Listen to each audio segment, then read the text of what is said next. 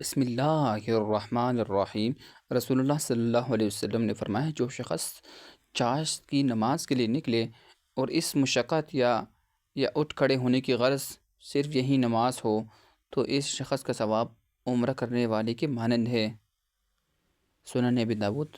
رسول اللہ صلی اللہ علیہ وسلم نے فرمایا، تنہا سفر کرنے کا جو نقصان ہے مجھے بتایا گیا ہے، وہ اگر لوگوں کو معلوم ہو جائے تو کوئی سوار بھی رات کے وقت اکیلا سفر نہ کرے۔